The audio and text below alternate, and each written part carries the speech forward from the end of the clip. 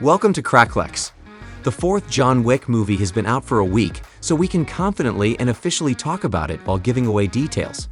It's amusing that, in essence, this is the first movie in the series where people have purposefully avoided discussing the ending after it was released.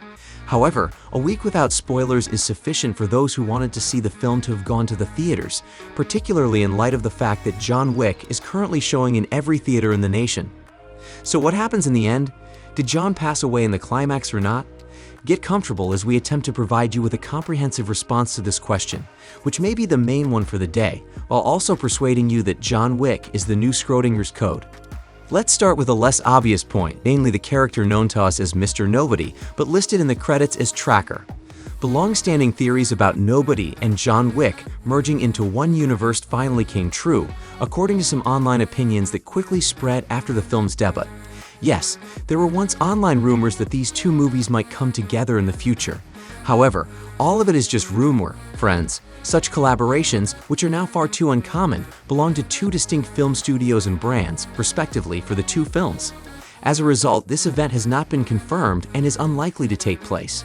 And what is the character's name? Just a coincidence, really? It does, however, have a unique feature that we will discuss in more detail in a moment.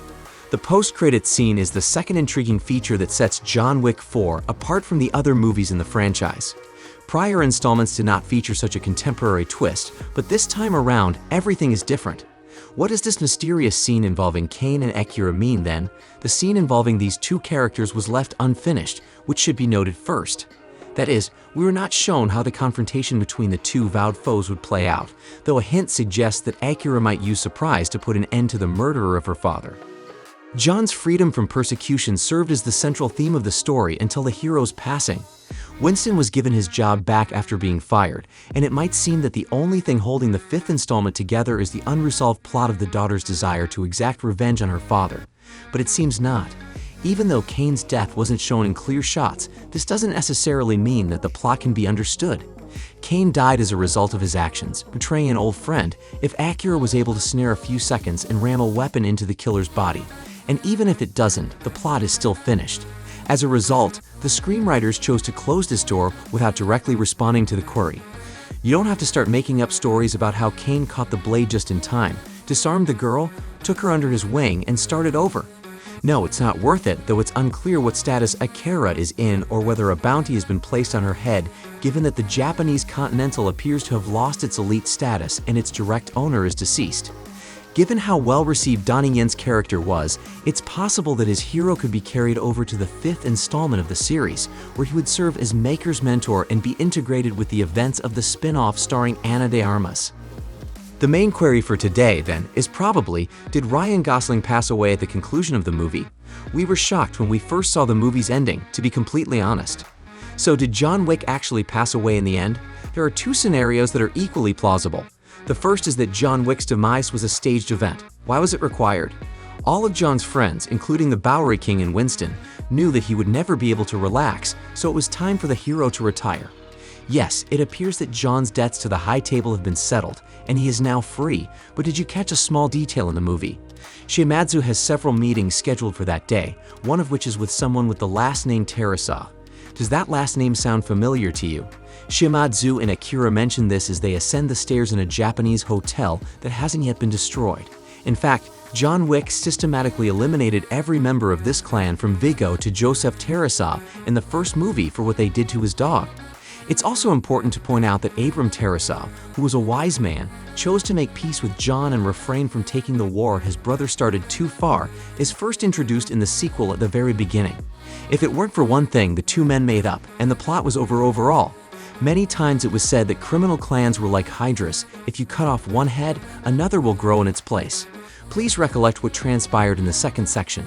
Two Italian mafia leaders from the House of D'Antonio were murdered by John, and none of these guys want to kill Wick.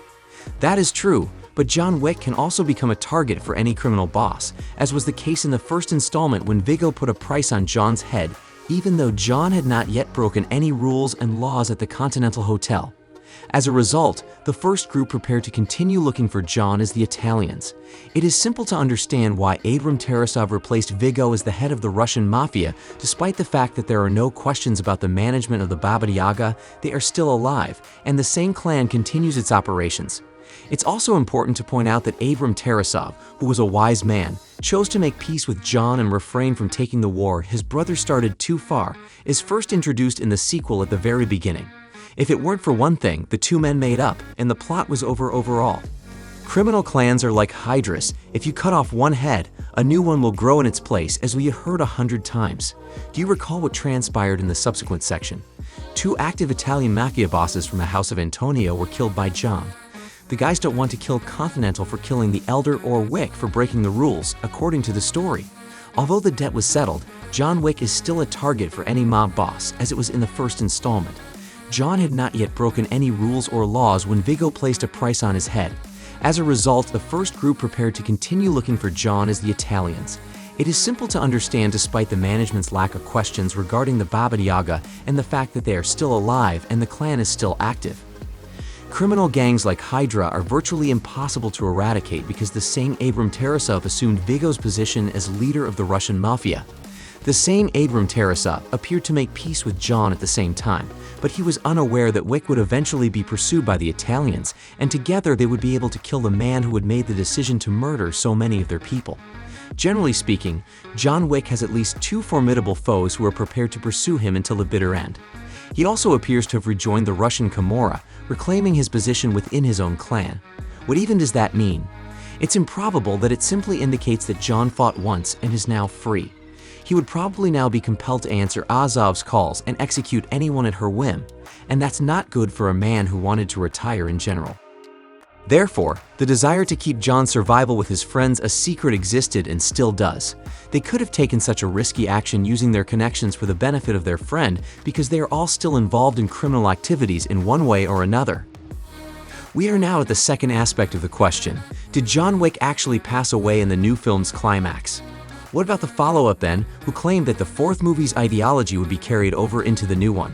The tale of Baba Yaga's heroic flight from her assailants came to a logical conclusion, and that is the main distinction between the 4th movie, which filled in all the blanks and effectively concluded the story, and the 3rd movie, which was, in our opinion, a failure. Why then do it once more? In John's past, there are a lot of blank spots and even untold tales that we would love to see on the big screen. However, there is a different possibility. Throughout the 4th movie, Marquis de Gramont frequently emphasized the destruction of John Wick's concept rather than John Wick himself. What if the 5th movie formally carries on the story but doesn't feature Keanu Reeves? For instance, the story already includes a dog lover whose name we don't really know. Because of what the government did to John Wick, this character has grown to respect and trust him. He also despises the government.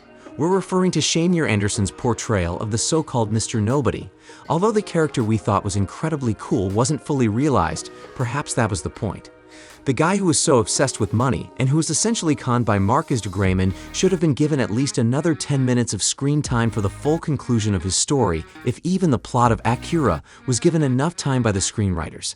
However, Mr. Nobody's door remained unopened, and not only can John Wick 5 describe Mr. Nobody as a person who persisted in fighting the criminal justice system from within in memory of the man who passed away as a result of that very system and whom he greatly admired. Finally, Mr. Nobody could have adopted the moniker John Wick, becoming a symbol of all the ideals upheld by the main character, including his love of animals on 4 legs. Because John Wick's story has actually come to an end, it does not matter whether he is still alive or not. Given the official information regarding the break, it is unfortunate that a new movie in the franchise is unlikely to be released before 2027. On the other hand, Ballerina and a series about the Continental Hotel are about to be released. In other words, even though the main character has passed away, the John Wick franchise is actually growing. The best is still to come, so that's good news. Until then, friends, and see you in the next video.